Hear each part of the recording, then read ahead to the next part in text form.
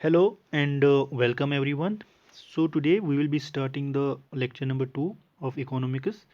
देखिए आपकी कुछ क्वेरीज आई थी लाइक बोर्ड यूज़ नहीं हो रहा है बट देखिए थोड़ी लिमिटेशन है रिसोर्सेज की but I will be using the brush but देखिए एक बात मुझे आप बता दीजिए if you are satisfied with the handwritten notes तो क्या ठीक रहेगा या अगर आप स्लाइड्स से पढ़ना चाहते हैं कि मैं स्लाइड्स बनाऊं then I can shift to that so do let me know that in the comment section okay so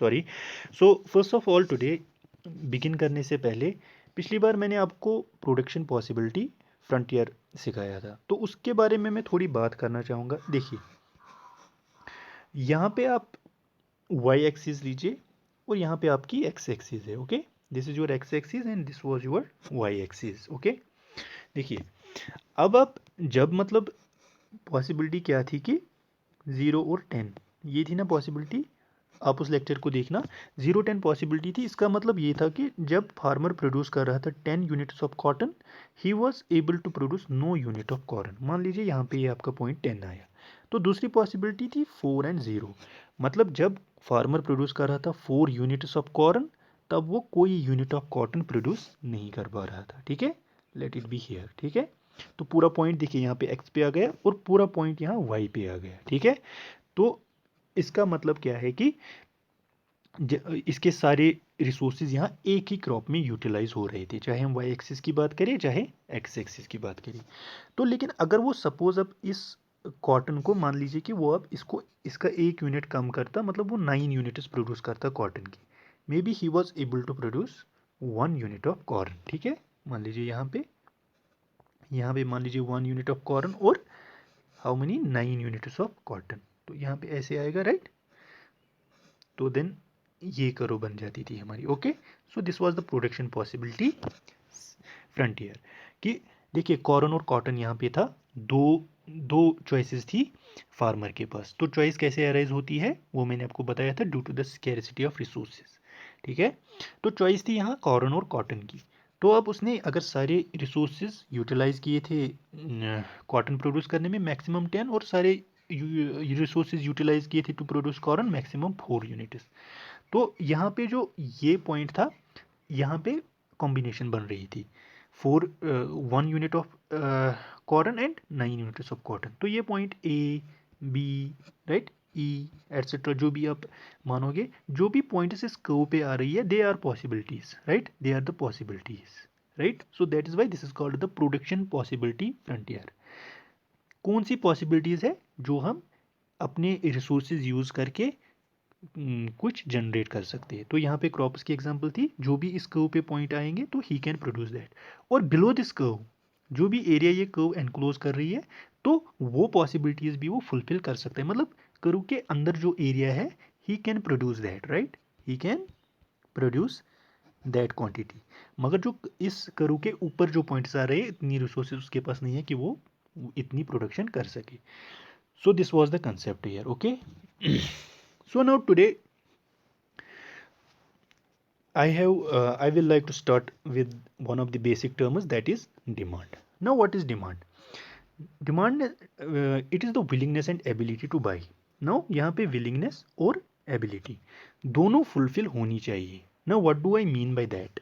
First of all देखिए अगर आप मतलब मार्केट में जाते हो अगर आप बनानास मतलब खरीदना चाहते हो तो आप कितनी बनानास खरीद पाओगे पहला आपकी विलिंगनेस ठीक है are you willing to buy the bananas if you like you will buy the bananas ठीक है अगर आप विलिंग हो तो पहली कंडीशन ये तो दूसरी बात आती है एबिलिटी एबिलिटी का मतलब क्या है it is your income right income क्या आपके जेब में इतनी इनकम है कि वो आप बनानास खरीद सको अगर विलिंगनेस भी है और आपके पास इनकम भी है you can purchase a specific quantity of a banana then you satisfy the condition of demand तो डिमांड के लिए दो कंडीशन चाहिए विलिंगनेस और एबिलिटी ठीक है अब मैं एग्जांपल देना चाहूँगा सपोज आप एग्जांपल ले लीजिए प्राइवेट प्लेन की ओके तो प्राइवेट प्लेन देखिए विलिंगनेस किसकी नहीं होगी कि उसके पास अपना प्राइवेट प्लेन हो किसके पास विलिंगनेस नहीं होती कि मेरे पास डायमंड हो मेरे पास सब कुछ हो we have willingness for everything but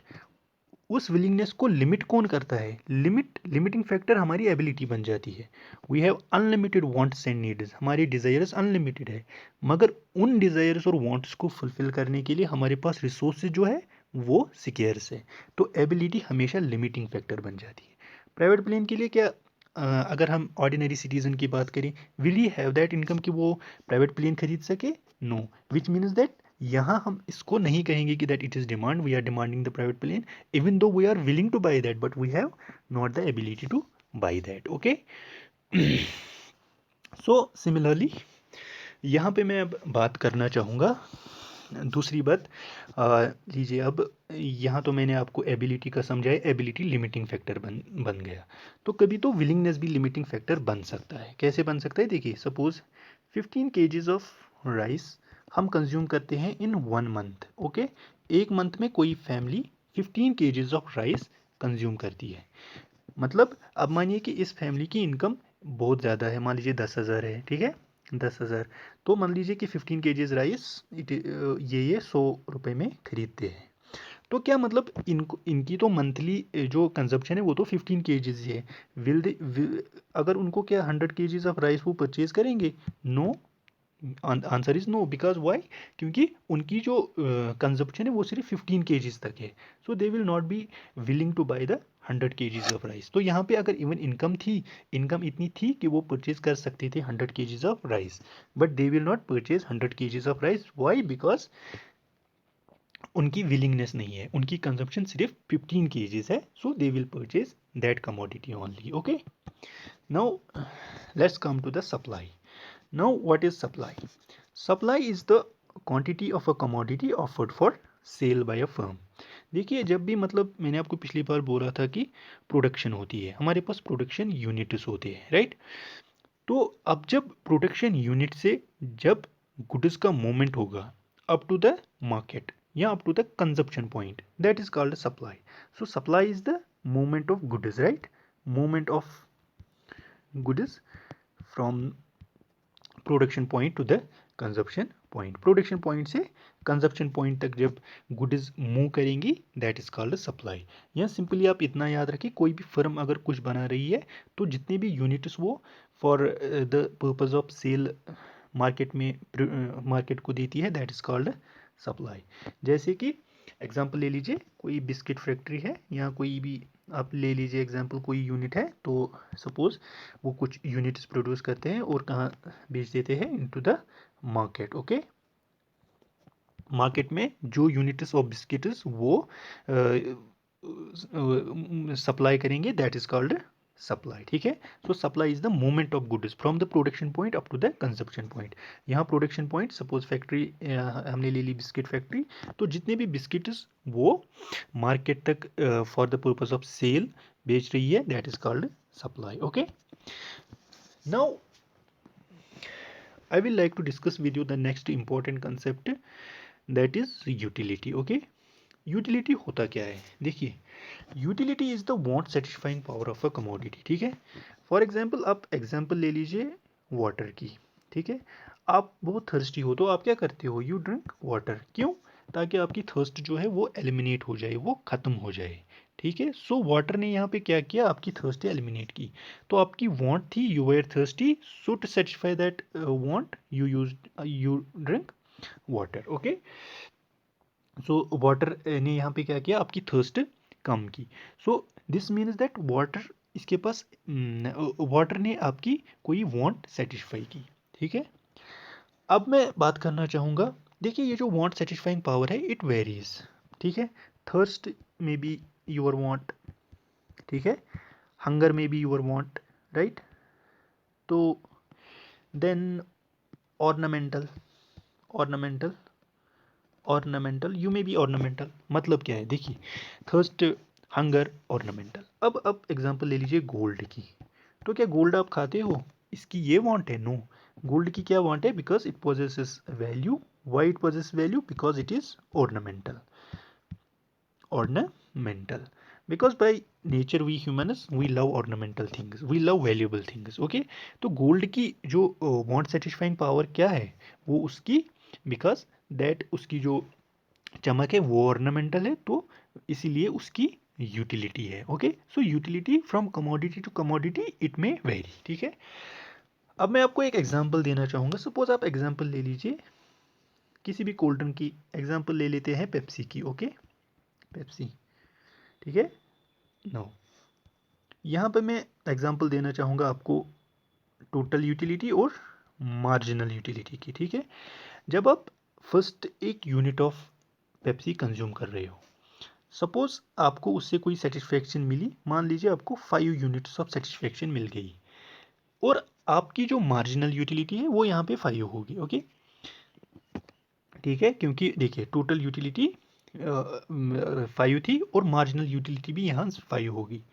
लेकिन जब आप second unit of Pepsi consume करोगे तो आपकी जो मार्जिनल यूटिलिटी है, देखिए टोटल यूटिलिटी इंक्रीज होगी लेकिन मार्जिनल यूटिलिटी फॉल होगी। मतलब क्या है यहाँ पे, देखिए when you are consuming 1 unit of Pepsi आपको उससे बहुत ज़्यादा सेटिस्फेक्शन मिलेगी, लेकिन जब आप दूसरा यूनिट उसका कंज्यूम करोगी आपकी सेटिस्फेक्शन कम हो जाएगी। सेटिस्फेक्शन आपको मिलेगी उससे, टोटल सेटिस्फेक्शन इंक्रीज होगी लेकिन जो मार्जिनल यूटिलिटी है वो कम होगी। इसका मतलब क्या है, देखिए अगर पहले यूनिट से 5 मार्जिनल यूटिलिटी थी, दूसरे से सपोज 3 मिल गई, तो तीसरे से मतलब मैं मानता हूँ कि यहाँ पे अब टोटल यूटिलिटी कितनी आई, टोटल यूटिलिटी यहाँ पे 5 थी और उसको अब मार्जिनल यूटिलिटी ऐड करते हैं, या मार्जिनल यूटिलिटी टोटल यूटिलिटी बराबर होती है जो पहले यूनिट से मार्जिनल यूटिलिटी मिली और जो दूसरे यूनिट से मार्जिनल यूटिलिटी मिली। So it was 5, it is 3, so total कितना आया 8। ठीक है, अब मैं मान लेता हूँ कि आपने 4 यूनिट्स ऑफ पेप्सी कंज्यूम की है। ठीक है, फोर्थ यूनिट पे सपोज आपकी मार्जिनल यूटिलिटी कम हो गई।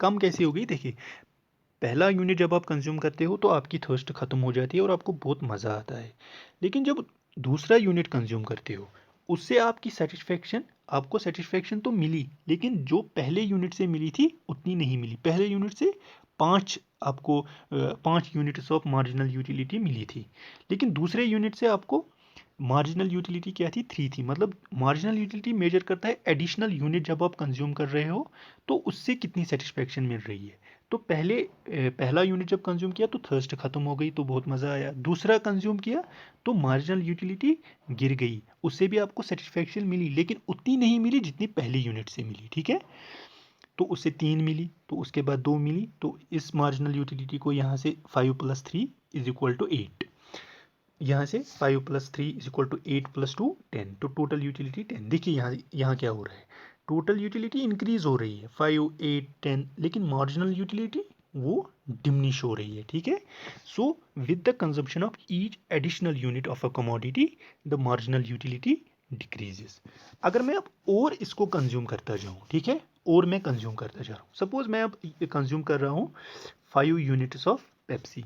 5 यूनिट्स ऑफ पेप्सी पे मान लीजिए कि मेरी मार्जिनल यूटिलिटी यहाँ पे 0 है। अब मेरी सेटिस्फेक्शन पूरी हो चुकी है, अब मैं नहीं चाहता कि मैं और पेप्सी कंज्यूम करूँ, इस पे मुझे कोई सेटिस्फेक्शन नहीं मिल रही है। So what will be the total utility, 5, यहाँ पे देखिए कितनी आई थी 6 7 8 9 10 + 0 = 10। अब जो मेरी टोटल यूटिलिटी है वो कांस्टेंट रहेगी। ठीक है, अब टोटल यूटिलिटी चेंज नहीं होगी। अब अगर मैं मान लीजिए कि मैं 6th यूनिट कंज्यूम कर रहा हूँ, ठीक है, 6th यूनिट पे क्या होगा कि अब मुझे डिससेटिस्फेक्शन हो जाएगी, मे बी कि अब पेप्सी मुंह से बाहर वापस आने लगी। अब मेरी पूरी सेटिस्फेक्शन हो चुकी है, अब मुझे बिल्कुल सेटिस्फेक्शन नहीं है, अब और एक एडिशनल यूनिट से डिससेटिस्फेक्शन हो सकती है। So now what will be the total utility, 10 - 1 = 9, right. तो फिर जो है टोटल यूटिलिटी, जब मार्जिनल यूटिलिटी नेगेटिव में चली जाएगी तो टोटल यूटिलिटी फिर कम हो जाएगी। ठीक है, जैसे पहले 5 फिर 8 फिर 10, फिर जब मार्जिनल यूटिलिटी चेंज नहीं हुई तो सेटिस्फेक्शन पूरी हुई, then same, then at last 9। Okay, I hope कि ये कॉन्सेप्ट आपको समझ आया होगा। Now what is total utility, तो टोटल यूटिलिटी जैसा कि मैंने आपको एग्जांपल दे दी पेप्सी की, जितनी यूनिट्स ऑफ पेप्सी कंज्यूम कर रहे हो उससे आपको टोटल कितनी यूटिलिटी मिली, टोटल सेटिस्फेक्शन। सपोज आपने अगर यहाँ पे 6 यूनिट्स कंज्यूम किए तो आपको टोटल यूटिलिटी मिली थी, कितनी मिली थी, सपोज आपको मान लीजिए कि 10 यूनिट्स ऑफ यूटिलिटी मिली थी, ठीक है। और मार्जिनल यूटिलिटी वो हर किसी एडिशनल यूनिट पे चेंज होती है। तो टोटल यूटिलिटी का मतलब है कितने यूनिट्स आपने कंज्यूम किए, टोटल यूनिट्स जो आपने किसी भी कमोडिटी के कंज्यूम किए उससे आपको कितनी यूटिलिटी मिली, दैट इज टोटल यूटिलिटी। और मार्जिनल यूटिलिटी का मतलब क्या है? मार्जिनल यूटिलिटी का मतलब है जब आपने पहला, देखिए ये 6 यूनिट्स आपने कंज्यूम किए, 1 2 3 right, dash dash up to 6। पहले यूनिट पे मार्जिनल यूटिलिटी 5 थी, फिर गिर के 3, फिर 2, फिर 1, देन फाइनली 0 -1, ठीक है। तो मार्जिनल यूटिलिटी जो है वो क्या होती है? डिमिनिश होती है। जो ही हम additional unit of Pepsi consume कर रहे थे तो क्या होता था कि पहले यूनिट से सबसे ज़्यादा सेटिस्फैक्शन 5 यूनिट्स में मिली थी, दूसरे यूनिट में हमें 3 यूटिल्स की सेटिस्फैक्शन मिली थी, तीसरे में 2, ऐसे ही छठे में खाली 1 यूटिल मार्जिनल यूटिलिटी हमें मिली थी, ठीक है। तो ये मार्जिनल यूटिलिटी का मतलब क्या है? एडिशनल यूनिट कंज्यूम करने से जो हमारी सेटिस्फैक्शन है वो कम होती जा रही है, that is called marginal utility. Okay, I hope कि आपको यूटिलिटी और मार्जिनल यूटिलिटी का कॉन्सेप्ट समझ आया होगा। Utility measures the total satisfaction derived from consumption of some units, कितने यूनिट्स कंज्यूम किए उससे कितनी सेटिस्फैक्शन हुई। और मार्जिनल यूटिलिटी जब उसका एडिशनल यूनिट कंज्यूम किया उससे पहले यूनिट से उसकी मार्जिनल यूटिलिटी कम होगी।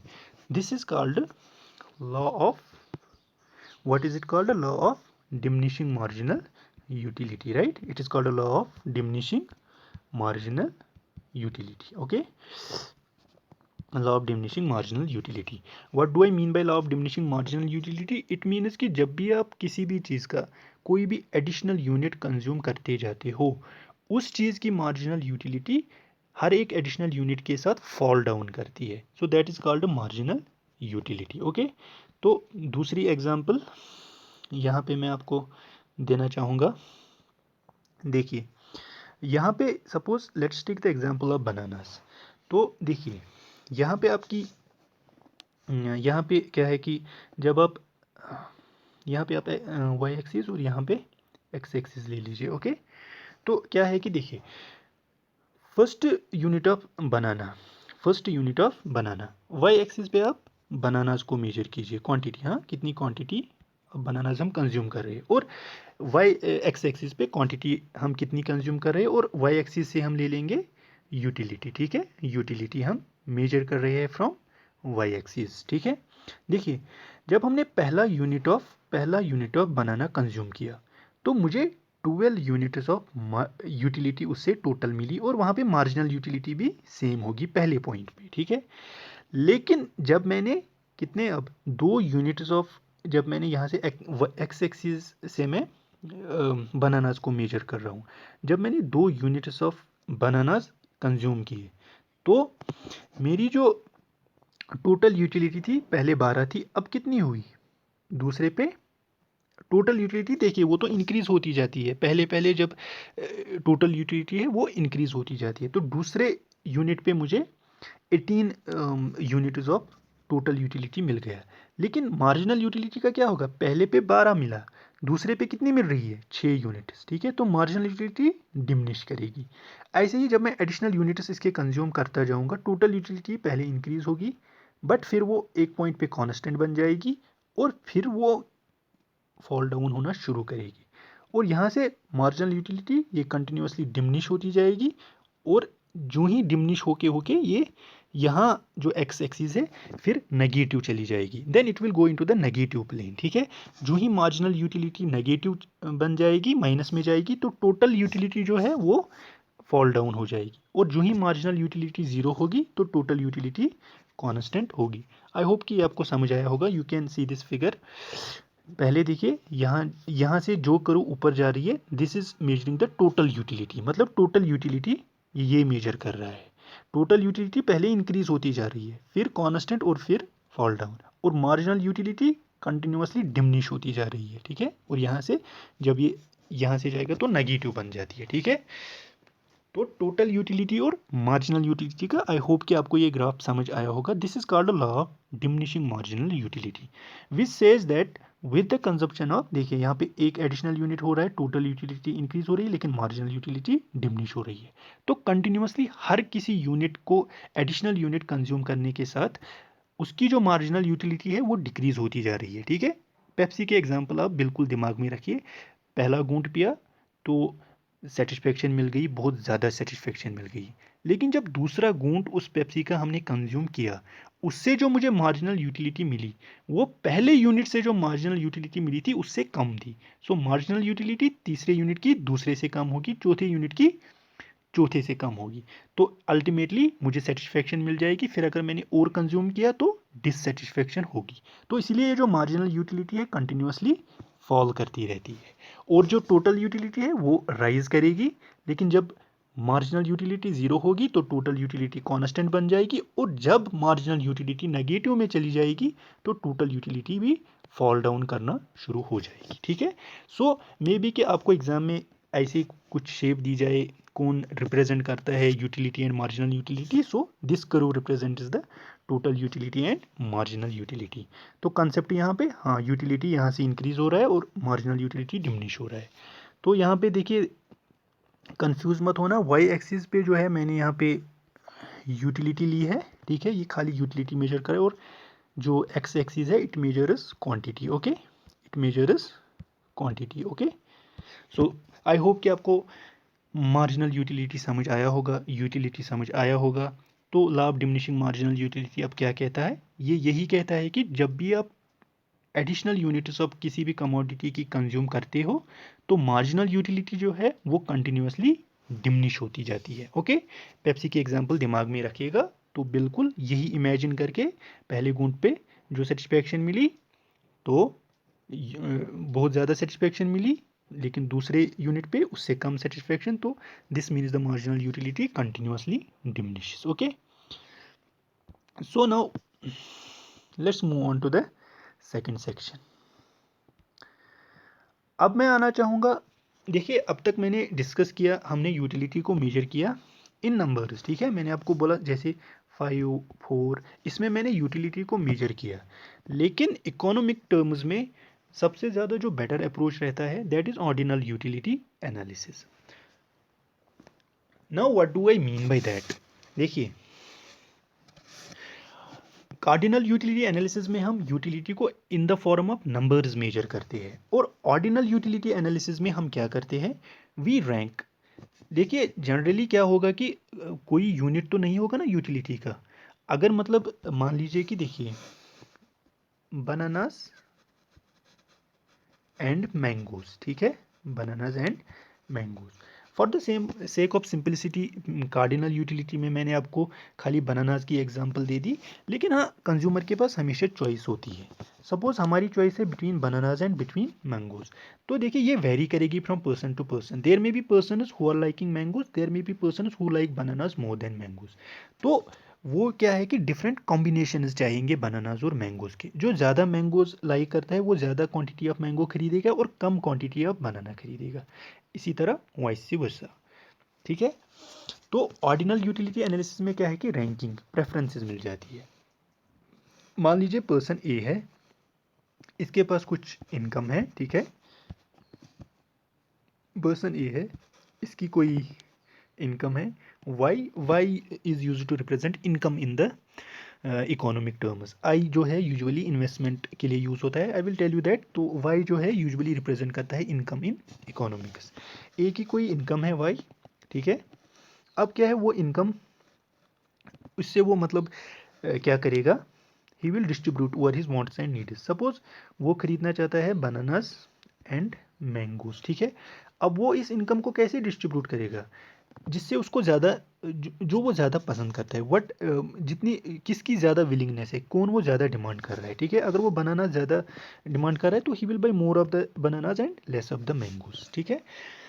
सो देखिए अब यहाँ पे ध्यान रखिएगा, कार्डिनल यूटिलिटी एनालिसिस में हमने सीधे नंबर्स यूज़ करके हमने यूटिलिटी को मेजर किया था, लेकिन ऑर्डिनल यूटिलिटी एनालिसिस में हम क्या करते हैं, देखिए अगर ये आपकी वाई एक्सिस है और ये आपकी एक्स एक्सिस है, ओके, ठीक है। Suppose here I will see I am consuming 15 जब मैं 15 यूनिट्स ऑफ मैंगोज कंज्यूम कर रहा हूँ तो मुझे 1 यूनिट ऑफ बनाना मिल रहा है, ठीक है। 15 units of mangoes and 1 unit of बनाना, ठीक है। लेकिन अगर मैं अब बनानास को कम करूं, ठीक है, बनानास को कम करूं, ठीक है। Suppose I am consuming now 12 units of banana. Now bananas तो कम हो गए, मैंगोज यहाँ पे 15 थी और यहाँ पे मैंगोज मैंने कितनी कम की, 3। 12 मैंगोज मैंने कंज्यूम की, लेकिन यहाँ पे मैं 1 यूनिट ऑफ बनाना कंज्यूम कर रहा था। लेकिन जब मैंने मैंगोज पे अपनी इनकम कम की, मैंने कम मैंगोज खरीदी, 12 मैंगोज खरीदी, आई can by more of the x, है कि नहीं। एक्स के मैं फिर 2 यूनिट्स कंज्यूम कर सकता हूँ। सिमिलरली अगर मैं अब मतलब यहाँ पे 10 यूनिट्स ऑफ मैंगोज कंज्यूम कर रहा हूँ, I can buy 3 units of banana. अगर आप इस कर्व को ज्वाइन करोगे, इन पॉइंट्स को ज्वाइन करोगे, it will be like this, right. This will form your indifference curve, I will tell you this. पहले आप अभी थोड़ा कंसेप्ट को अच्छे से समझ लीजिए, ठीक है। ये मैंने एग्जांपल ले ली दो कमोडिटीज़ की, यहाँ से हमने मैंगोज ली और यहाँ से हमने बनानाज ली।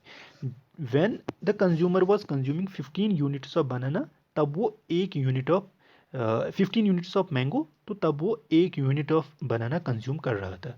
और दूसरी कॉम्बिनेशन में सपोज ये ए कॉम्बिनेशन थी, ये बी कॉम्बिनेशन थी, ये सी, इसी तरह डी पे कुछ और हो सकता है, ठीक है। तो इसका मतलब क्या है, जितना हम मैंगो पे कम खर्चा कर रहे हैं, we are able to buy more of the quantity of banana. Mango जितना कम हो रहा है उतनी ज़्यादा क्वांटिटी हम बनाना की कंज्यूम कर सकते हैं, ठीक है। देखिए फिर से मैं इसको थोड़ा सा समझाना चाहूँगा। This is your Y axis, this is your x-axis, okay। When I was consuming 15 units of banana, I was consuming 1 unit of mango. Similarly 12 units of banana and I was consuming 2 units of mango. Similarly 10 units of banana, I was consuming 3 units of mango.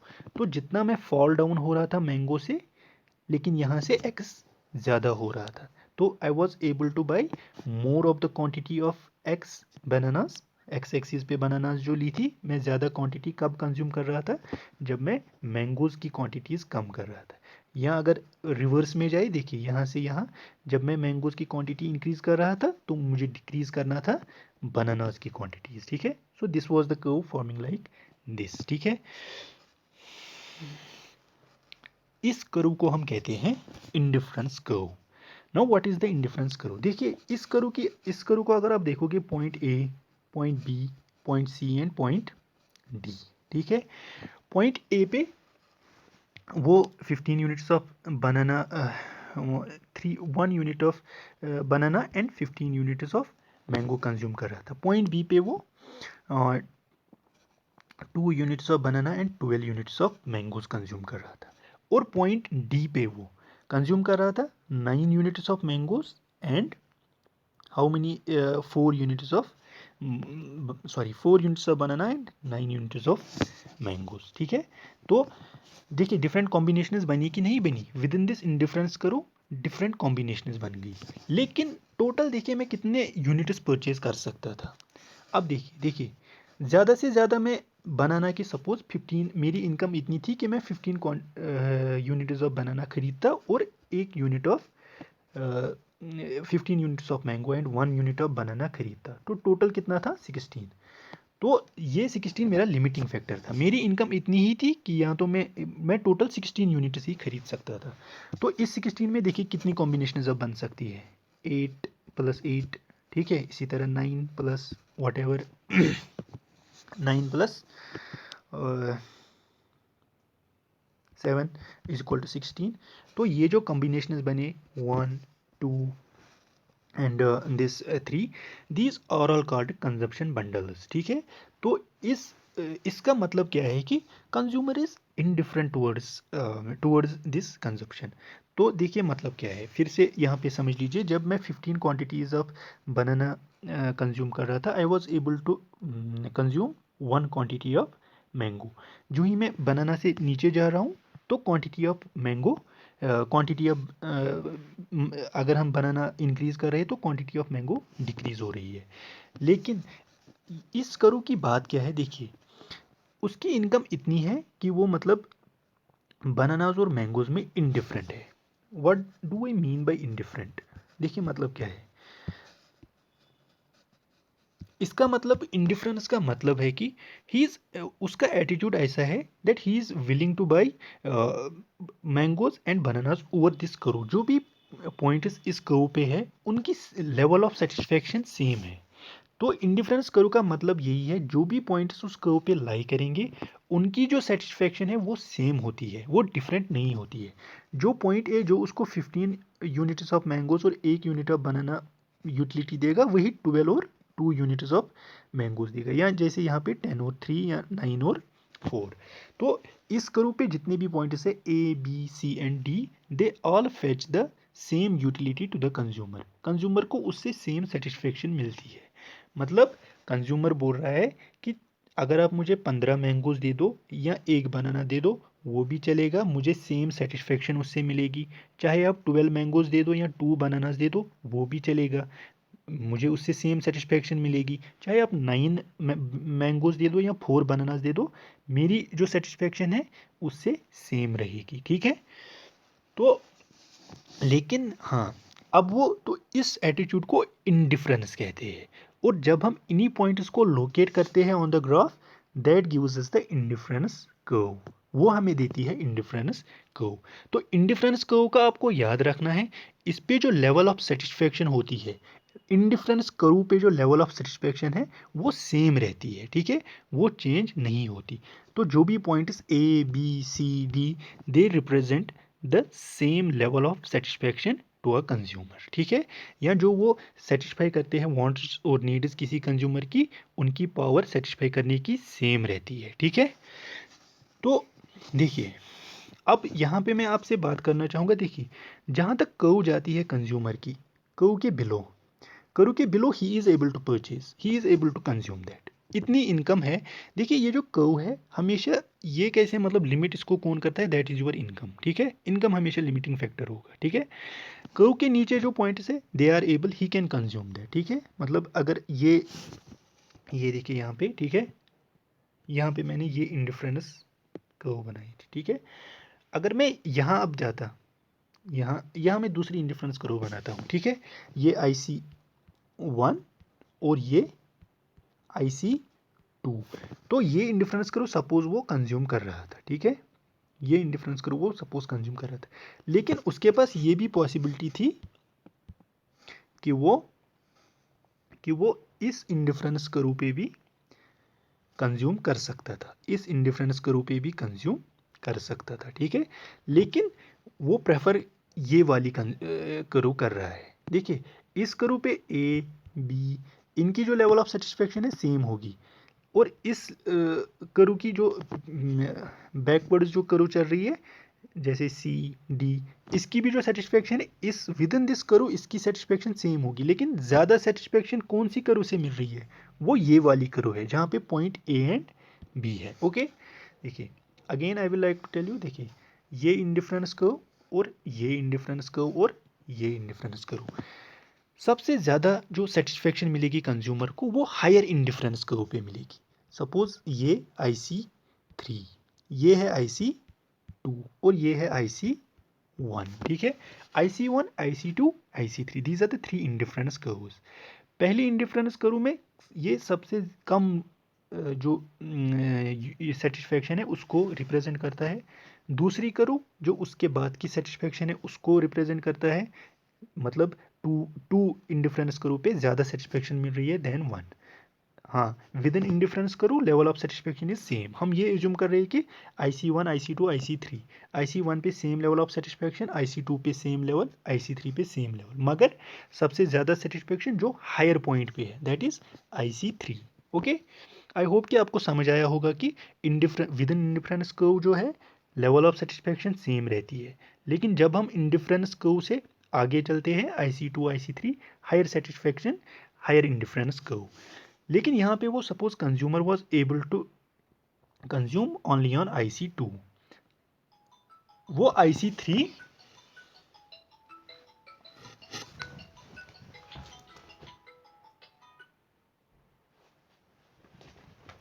IC3 वो consume नहीं कर रहा था, right.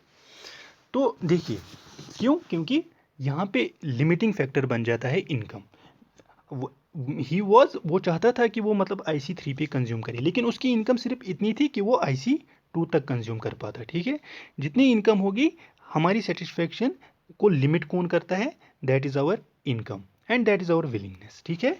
Willingness और income जो है वो हमारी जो सेटिस्फेक्शन को है लिमिट करती है, ओके। आई होप कि आपको ये सब समझ आया होगा। So I will meet you again in the next lecture with the marginal rate of substitution, then with the indifference curve map, then we will go on to the demand analysis, okay। So चलिए, अगर इसमें कोई confusion रहा हो तो please do tell me, and thank you, have a nice day।